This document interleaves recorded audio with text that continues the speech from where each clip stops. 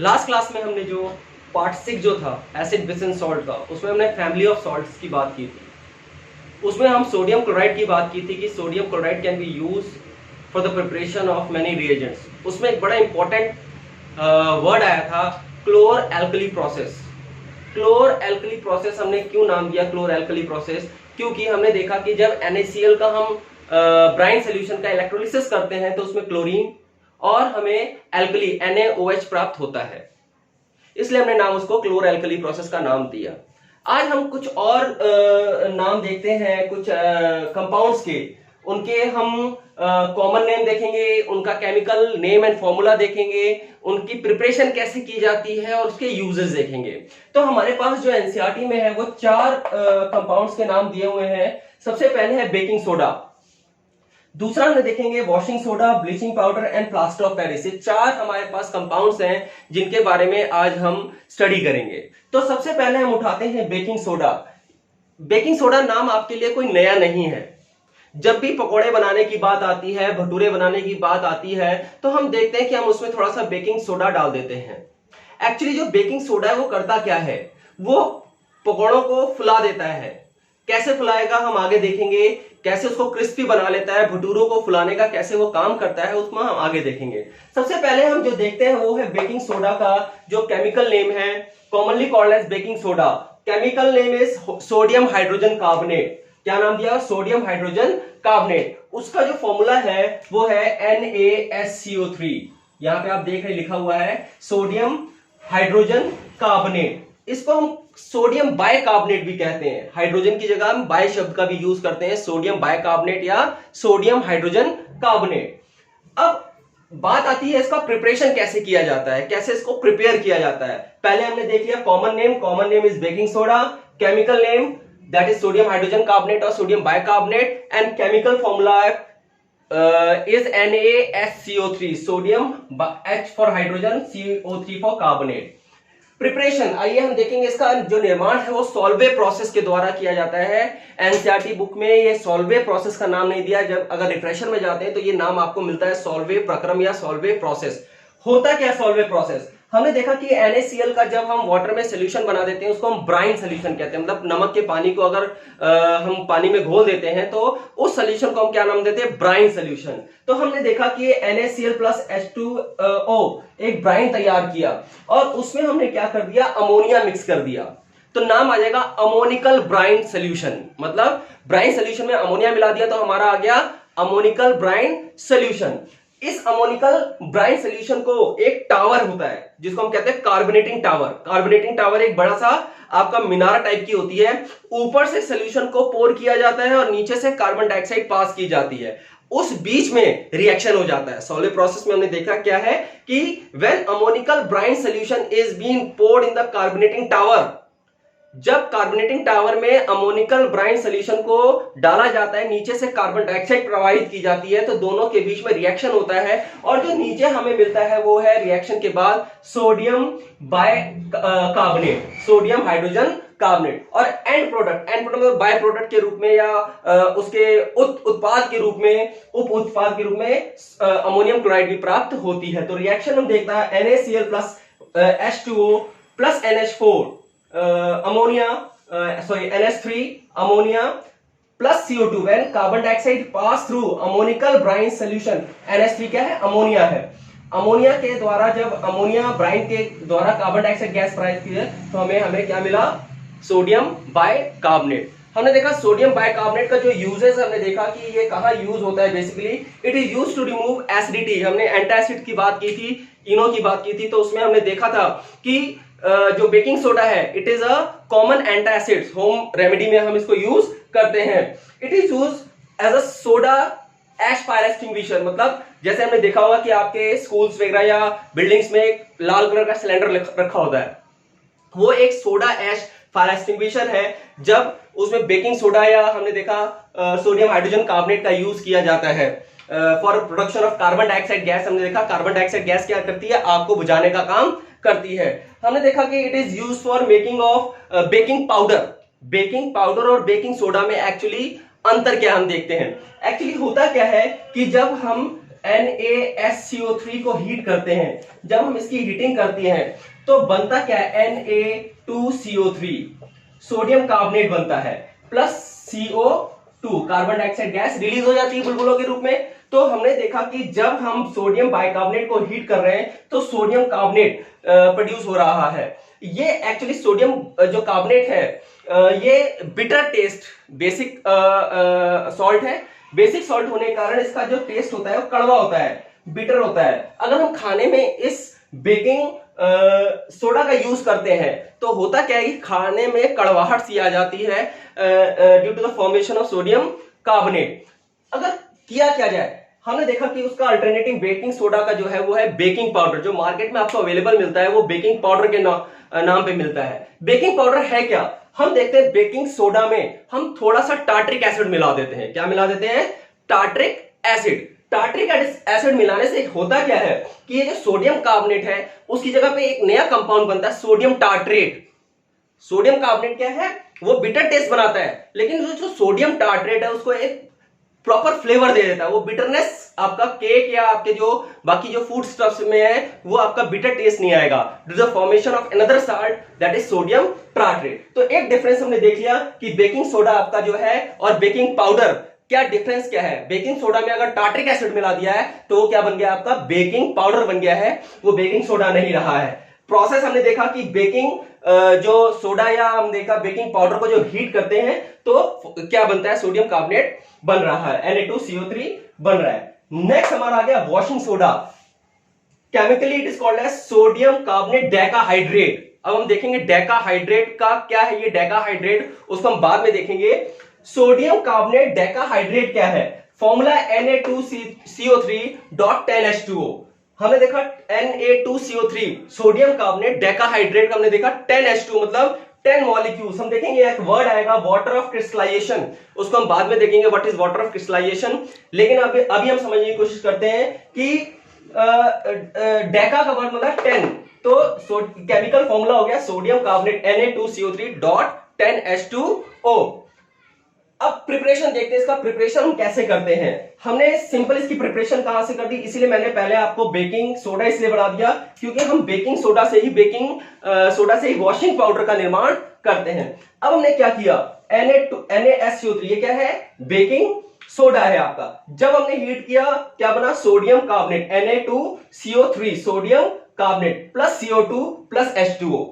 Actually यही CO2 क्या करते हैं कि जब हम बेकिंग पाउडर को हीट करते हैं, जो CO2 प्रोड्यूस कर रहा है वही आपके ब्रेड को या पेस्ट्री को या भटूरों को वो क्या करता है, फुलाने का काम करता है। जो स्वेलिंग आ रही है, जो फुलावट आ रही है वो due to the liberation of carbon dioxide gas के कारण हो रही है। अब हमने देखा कि सोडियम कार्बोनेट को हमने हीट किया, सोडियम बाइकार्बोनेट को या हाइड्रोजन कार्बोनेट को हीट किया तो सोडियम कार्बोनेट प्रोड्यूस हुआ। अब ये सोडियम कार्बोनेट को एक नाम देते हैं एनहाइड्रस सोडियम कार्बोनेट। एनहाइड्रस मतलब जिसमें वाटर क्रिस्टलाइजेशन नहीं होता। आइए जानते हैं वाटर क्रिस्टलाइजेशन क्या होता है। हम देखा किसी भी मॉलिक्यूल के क्रिस्टल में यूनिट फॉर्मूला ऑफ वाटर जो प्रेजेंट है, जैसे हमने देखा कि Na2CO3 एक क्रिस्टल है आपका, उसमें 10 मॉलिक्यूल्स ऑफ वाटर जो केमिकली कंबाइंड है। एक तो फिजिकल, हमने चीनी में पानी घोल दिया उसको हम कहेंगे फिजिकल कंबाइन कर रहा है, लेकिन अगर उस क्रिस्टल में ही पानी के मॉलिक्यूल्स प्रेजेंट है उसको हम कहेंगे वाटर ऑफ क्रिस्टलाइजेशन। ऐसे सॉल्ट को हम हाइड्रेटेड सॉल्ट कहते हैं। हाइड्रेटेड सॉल्ट जिसमें वाटर ऑफ क्रिस्टलाइजेशन प्रेजेंट होता है उनको हम हाइड्रेटेड सॉल्ट कहते हैं। जिनमें वाटर ऑफ क्रिस्टलाइजेशन नहीं होता है उनको हम एनहाइड्रस सॉल्ट का नाम देते हैं।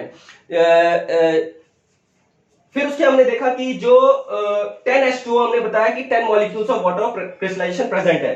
अब Na2CO3 को जब हमने 10 मॉलिक्यूल्स पानी में उसको हमने मिलाया तो क्या हुआ, उनके क्रिस्टल्स में ये वाटर मॉलिक्यूल्स क्या हो गए, जाके अटैच हो गए और फॉर्मेशन क्या हुआ, सोडियम कार्बोनेट 10H2O। मतलब उसमें इस प्रोसेस को हम कहें रिक्रिस्टलीयकरण या रिक्रिस्टलाइजेशन प्रोसेस। रिक्रिस्टलाइजेशन मतलब हमने एनहाइड्रस सॉल्ट में जब वाटर मिलाया तो वो हाइड्रेटेड सॉल्ट बन गया, that give you water of crystallisation. कई बार हम एक बात देखते हैं कि जब आपके बाथरूम में या बरसात के दिनों में होता क्या है, एक्चुअली जब आप एक्सपोज कर देते हैं वॉशिंग पाउडर आपका तो चिपचिपा हो जाता है। इस प्रोसेस को हम एक नाम देते हैं एफ्लोरेसेंस।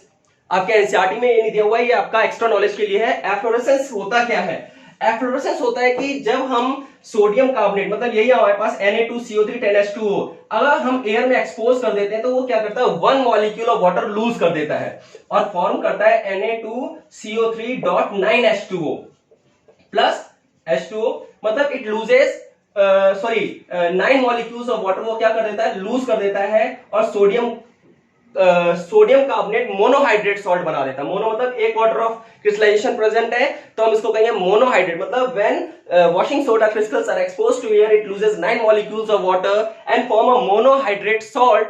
सोडियम कार्बोनेट मोनोहाइड्रेट बनाता है। This process called as efflorescence. ये आपकी बुक में मेंशन नहीं दिया हुआ है। वॉशिंग सोडा का हमने प्रिपरेशन देख लिया कि जब हम सोडियम कार्बोनेट को हीट करते हैं, सोडियम बाइकार्बोनेट को हीट करते हैं तो it gives sodium carbonate plus carbon dioxide plus water. Next हम आते हैं आपके इसके यूजेस पे। हमने देखा कि वॉशिंग सोडा का एक्चुअली यूजेस हमारे से छुपा नहीं है कि लॉन्ड्रीज में कपड़े धोने के लिए हम क्या करते हैं, वॉशिंग सोडा का यूज करते हैं। वॉशिंग सोडा का और एक यूज है to remove the permanent hardness of water. पानी की जो परमानेंट हार्डनेस है, अब हार्ड वाटर क्या है, कुछ ऐसे मिनरल्स होते हैं, जैसे आपका समरसीबल का पानी है वो हार्ड वाटर है, जो आपके टूटी का जो एमसीडी का पानी आ रहा है, जलबोर्ड का पानी आ रहा है, वो सॉफ्ट वाटर कहेंगे। हार्ड वाटर और सॉफ्ट वाटर में अंतर भेद करने के लिए एक बड़ा ही आपका सिंपल है कि जब आप खारे पानी में अपना हाथ धोते हैं तो एक स्कम का फॉर्मेशन होता है, एक लेई सी हाथ में आती है, मतलब वो हाथ प्रॉपर्ली धुलता नहीं है। आपके कपड़े धोने में भी हम देखते हैं साबुन वगैरह का, उसमें स्कम का फॉर्मेशन होता है, एक चिपचिपा प्रेसिपिटेट का फॉर्मेशन होता है। तो हम डिफरेंशिएट कर सकते हैं हार्ड वाटर, खारा पानी और आपके मीठे पानी में। तो खारे पानी का कारण क्या है वो हम यहाँ पे भी डिस्कस नहीं कर रहे हैं कि व्हाई वाटर इज हार्ड। हमारा मेन मकसद ये है कि सोडियम जो वॉशिंग सोडा क्रिस्टल्स है they are used to remove the permanent hardness of water. इसके अलावा हमने देखा कि it is use for the manufacture of borax glass.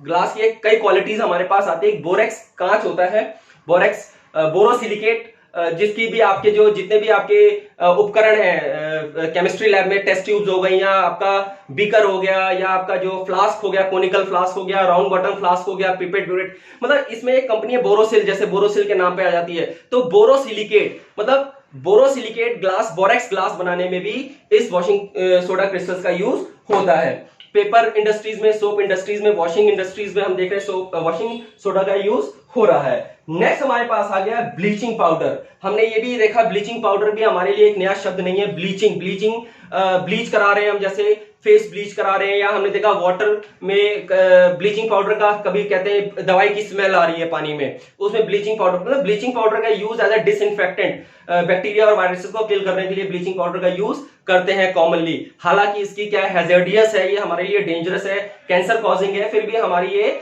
Use bleaching powder commonly किया जाता है। आइए हम देखते हैं ब्लीचिंग पाउडर। उसका हमने देखा कि केमिकल नेम है कैल्शियम ऑक्सीक्लोराइड। केमिकल नेम क्या हो गया, calcium oxychloride, calcium oxychloride. Formula क्या हो गया, CaOCl2। केमिकल फॉर्मूला क्या हो गया, C, calcium oxychloride, that is common name of bleaching powder. अब इसके प्रिपरेशन हम देखेंगे कैसे प्रिपेयर किया जाता है, how it is prepared. CaOH all twice, आपके लिए नया शब्द नहीं है। कैल्शियम हाइड्रोक्साइड, स्लेक लाइम, हमने पहले भी ये देखा था लाइम वाटर फॉर्मेशन में, स्लेक लाइम, कैल्शियम हाइड्रोक्साइड। जब क्लोरीन गैस इस कैल्शियम हाइड्रोक्साइड सोल्यूशन में पास की जाती है तो हमें क्या मिलता है, ब्लीचिंग पाउडर मिलता है, CaOCl2। When chlorine gas is passed over slack lime the resulting mixture form is bleaching powder. Bleaching powder का हमने देखा कि कॉमनली यूज, नेक्स्ट क्या हो गया, ब्लीचिंग पाउडर यूज कहां हो रहा है, it is commonly use to disinfect water. Drinking water में हम देख रहे हैं कि इसका यूज हो रहा है, जैसे स्विमिंग पूल्स वगैरह में हम ब्लीचिंग पाउडर का यूज कर रहे हैं पानी को साफ करने के लिए। हमने देखा जो आपके गार्बेज एरियाज हैं वो ब्लीचिंग पाउडर एक्चुअली वो वहां पे स्प्रेड कर देते हैं कि वहां पे जो जर्म्स वगैरह है या जो फ्लाइज वगैरह है, हाउस फ्लाइज वगैरह, मक्खियां वगैरह है, वो ना आए। और हमने देखा इसके अलावा जो ब्लीचिंग पाउडर का यूज है वो it is a strong oxidising agent है। ये एक उपचायक की तरह भी इसका यूज किया जाता है। It is also use to bleach paper है और पल्प। आपने देखा होगा जो एक रफ पेपर आता है वो काला काला होता है, अखबार आपकी आ रही होगी जो सस्ते वाली आ रही होगी हिंदी की, तो उसका जो पेपर क्वालिटी बहुत रफ सी होती है। लेकिन अगर आप वो इंग्लिश का न्यूज़पेपर ले रहे हैं हिंदुस्तान टाइम, उसकी क्वालिटी क्या है, बेटर है उससे। तो हमने देखा कि पल्प जो पेपर तैयार किया जाता है वो पल्प मतलब लुगदी से तैयार किया जाता है। तो लुगदी को क्या करते हैं, ट्रीट करते हैं विद ब्लीचिंग पाउडर, उसको व्हाइटनिंग करने के लिए। कपड़ों को हमने देखा ब्लीच किया जाता है, सफेद शर्ट आपकी पीली पड़ गई है, उसमें आप ब्लीच डाल देते हो, तो वो ब्लीच क्या कर देता है, वो पीलापन, कपड़ों का पीलापन खत्म कर देता है। तो हमारे पास ये हो गया बेकिंग सोडा, वॉशिंग सोडा और ब्लीचिंग पाउडर। नेक्स्ट हमारे पास आ गया है प्लास्टर ऑफ पेरिस। अब ये प्लास्टर ऑफ पेरिस क्या है, हमने देखा कि इसकी भी एक नाम भी पड़ा जो प्लास्टर ऑफ पेरिस। पेरिस शब्द जुड़ा हुआ है, इसका मतलब ये कहां, कहीं ना कहीं पेरिस जगह से जो है वो यूरोपियन जो कंट्री है वो पेरिस, वहां से जुड़ा हुआ है। एक्चुअली क्या है, ये माउंट मैत्रे पर्वत है, पेरिस में माउंट मैत्रे माउंटेन्स है, वहां से ये माइनिंग करके निकाला जाता है, ये पत्थर निकाला जाता है, रॉक्स के रूप में निकाला जाता है, इसलिए उसका नाम प्लास्टर ऑफ पेरिस। प्लास्टर शब्द आपने सुना होगा, जब भी आपके फ्रैक्चर वगैरह हो जाता है, जब भी कोई बोन टूट जाती है, तो हम देखते हैं कि हमारे वो प्लास्टर चढ़ा देते हैं, देखते हैं व्हाइट कलर का वो लगा के प्लास्टर, तो वहीं से नाम आया प्लास्टर ऑफ पेरिस, क्योंकि इसका फर्स्ट यूज जो आया था एप्लीकेशन वो प्लास्टरिंग के लिए किया जाता है, दीवार को प्लास्टर करके वॉल को प्लास्टरिंग करने के लिए, या हमने तो नाम आया हुआ प्लास्टर ऑफ पेरिस। तो प्लास्टर ऑफ पेरिस जो है वो मिला कहां से, रॉक से। वो एक्चुअली जो रॉक्स है वो है कैल्शियम सल्फेट बायहाइड्रेट या डाइहाइड्रेट, CaSO4 ट्वाइस H2O, इसको हम कहेंगे जिप्सम। एक्चुअली जो रॉक्स है वो क्या है, जिप्सम है, उनको क्रश किया जाता है, उनको क्या किया जाता है, पाउडर बना दिया जाता है। अब उस पाउडर को कैल्शियम सल्फेट डाइहाइड्रेट, 2 लग गया तो डाई, 3 लग गया ट्राई, ठीक है, तो 10 लग गया डेकाहाइड्रेट। हाइड्रेट शब्द वाटर क्रिस्टलाइजेशन को रिप्रेजेंट कर रहा है, जैसे मैंने आपको बताया। तो कैल्शियम सल्फेट डाइहाइड्रेट के जब 100 डिग्री सेल्सियस में अगर हम बात करेंगे तो 100 डिग्री सेल्सियस लिखेंगे, और अगर हम केल्विन में बात करेंगे तो 373, क्योंकि 0 degree Celsius is equal to 273 kelvin, 100 उसमें प्लस कर देंगे तो 373 केल्विन। व्हेन कैल्शियम सल्फेट जो जिप्सम है is it heated at 100 degree Celsius, तो होता क्या है, उसमें से 1.5 मॉलिक्यूल ऑफ वाटर क्या करता है, लूज कर देता है, वो निकल जाता है, और बचा क्या रह जाता है, हाफ हेमीहाइड्रेट। तो जो प्लास्टर ऑफ पेरिस है उसका जो साइंटिफिक नेम हो गया कैल्शियम सल्फेट हेमीहाइड्रेट। हेमी मतलब हाफ, हेमी का शब्द क्या हो गया, हेमीहाइड्रेट। तो कैल्शियम सल्फेट हेमीहाइड्रेट जो हो गया, और उसका फॉर्मूला क्या हो गया, CaSO4 डॉट हाफ H2O, ये इसका केमिकल फॉर्मूला। तो हमने क्या नाम देख लिया, plaster of Paris common name, calcium sulphate जो हो गया उसका कैल्शियम सल्फेट हेमीहाइड्रेट, उसका केमिकल नेम हो गया, और तीसरा उसका जो फॉर्मूला हो गया calcium sulphate dot half H2O, उसका फॉर्मूला हो गया। प्रिपरेशन हमने देख ली, कैसे प्रिपेयर करेंगे, when calcium sulphate dihydrate is heated at 100 degree Celsius, it loses 1.5 molecule of water crystallization and retains half molecule of water of crystallization to form POP। तो calcium sulphate hemihydrate का formation हुआ। अब जब हमने देखा कि ये POP का इस्तेमाल अक्सर क्या किया जाता है कि जो मकानों में POP हो रही है, डिजाइन बन रही है, POP की डिजाइन हो रही है, या दीवारों पे हमने देखा कि जो चिकना बनाने के लिए, स्मूथनिंग करने के लिए हम बिरला व्हाइट पुट्टी जैसे हम देख रहे हैं आ रही है, उस पुट्टी का इस्तेमाल हम देखा, जिप्सम या हम प्लास्टर ऑफ पेरिस का यूज करते हैं टू स्मूथनिंग आवर वॉल्स। होता क्या है कि पहले हम क्या करते हैं, उस पाउडर को, आपको जो मार्केट में है POP का पाउडर मिलता है, एक्चुअली वो POP का जो पाउडर है वो पानी में एक निश्चित क्वांटिटी ऑफ वाटर में क्या किया जाता है, उसको पेस्ट बना लिया जाता है, आपको वो क्या है, क्रीमी पेस्ट मिल जाता है घोल के। जब हम क्या करते हैं, उसको दीवार पे गीले गीले लगा देते हैं, वो क्या करने लगता है, सूखने लग जाता है। एक्चुअली अब वो POP नहीं रहा, अब वो क्या बन गया, जिप्सम बन गया। वो जब हमने कैल्शियम सल्फेट हेमीहाइड्रेट में वाटर मिला दिया, पानी मिला दिया, और जब उसको सूखने के लिए रख दिया, वो क्या बनेगा, फिर वही हार्ड सॉलिड बन जाएगा। वो हार्ड सॉलिड क्या बन गया, जिप्सम बन गया। इस प्रोसेस को हम रिक्रिस्टलाइजेशन कह पाएंगे, रिक्रिस्टलीकरण। रिक्रिस्टलीकरण मतलब पुनः क्रिस्टलीकरण, मतलब उसके क्रिस्टल्स दोबारा बन गए, वो रीगेन कर गया वाटर ऑफ क्रिस्टलाइजेशन के लिए। CaSO4 half H2O plus 1.5 H2O give you a molecule of gypsum. इसी जिप्सम को फिर क्रश करेंगे, फिर उसको हम पाउडर करेंगे, और फिर उसको 100 डिग्री सेल्सियस पे अगर हम हीट करते हैं तो दोबारा हमें POP रिजल्टिंग मिक्सचर जो है POP प्राप्त कर दिया जाएगा। अब प्रश्न उठता है, जैसे CBSE से एक क्वेश्चन, बड़ा इंपॉर्टेंट क्वेश्चन उठता है, जैसे हम देख रहे हैं कैल्शियम सल्फेट का जो फॉर्मूला है CaSO4 डॉट हाफ H2O, क्या आधा molecule of water of crystallization exist करता है? हम बात करें डिफाइन की what is water of crystallization, it is the unit formula, मतलब किसी भी फॉर्मूला केमिकल कंपाउंड के किसमें unit crystal of water, unit crystals of जो water molecules present in a unit crystal. तो अगर हम कह रहे हैं कि वाटर मतलब वन यूनिट का मतलब हो गया वन वाटर मॉलिक्यूल, किसी भी क्रिस्टल में एक यूनिट वाटर का जो है उसको हम वाटर क्रिस्टलाइजेशन का नाम दे रहे हैं। तो यहाँ पे हाफ H2O, एक्चुअली होता क्या है, ये हाफ H2O एग्जिस्ट नहीं करता है, होता क्या है H2O होता है, लेकिन वो CaSO4 ट्वाइस मतलब टू मॉलिक्यूल्स के साथ, मतलब एक वाटर मॉलिक्यूल्स क्या है टू कैल्शियम सल्फेट के एटम के साथ बाइंड करके वो 2SO4H, लेकिन हमने देखा यूनिट फॉर्मूला, तो यूनिट फॉर्मूला के लिए जब हमने देखा ये तो यूनिट फॉर्मूला नहीं ला, तो हमें यूनिट फॉर्मूला लिखने के लिए हम क्या करना पड़ता है, ये यहां इसको हाफ करना पड़ता है। ये क्वेश्चन में पूछा जाता है कि does half molecules of crystallization exist, if not तो why it is written as CaSO4 half H2O। तो यहां पे ये एक्सप्लेनेशन रहा क्यों SO4 हाफ H2O के रूप में हमने देखा। तो हमने क्या क्या देखा, आज एक रिव्यू लेते हैं फटाफट कि हमने जो chemical compound baking soda, bleaching powder, plaster of Paris और वॉशिंग सोडा की कॉमन नेम देखा, केमिकल नेम देखा, उसके यूजेस देखे और क्या कहते हैं उनकी प्रिपरेशन, कैसे उनको प्रिपेयर किया जाता है। पीओपी का हमने यूज देखा कि it is use for manufacturing of toys, POP के टॉयज बनते हैं, डेकोरेटिव आइटम्स बनते हैं। हमने देखा it is use for smoothening our wall, white washing से पहले हम अपनी वॉल को स्मूथ करने के लिए यूज कर सकते हैं, डेकोरेटिव आइटम्स बनाए जाते हैं इससे पीओपी से। It is use to plaster our fracture bones, हमने देखा कि एक्चुअली वो इलाज नहीं, वो हिले ना, मतलब उसको स्टेबिलिटी प्रोवाइड दे बोन्स को। बोन का जो रिपेयरिंग है वो तो अपना नेचुरल प्रोसेस है, बॉडी करेगी, लेकिन उसको अगर वो हिलती रही तो क्या करेगी, वो टिकेगी नहीं। तो उसको एक स्टेबिलिटी देने के लिए, प्लास्टर चढ़ाने के लिए हम देखेंगे मेडिकल, हम देखें बैकग्राउंड में हम इसका प्लास्टर ऑफ पेरिस का यूज करते हैं। तो हमने आज चारों के बारे में देखा, आशा करता हूं मैं आपको ये चीजें समझ में आई होंगी। कंटेंट ज्यादा था, थोड़ा जल्दी रैपिड में होगा, अगर आप इसको स्लो मोशन में देखेंगे, बार बार इस वीडियो को देखेंगे तो शायद आपको कुछ बातें क्लियर हो जाएंगी।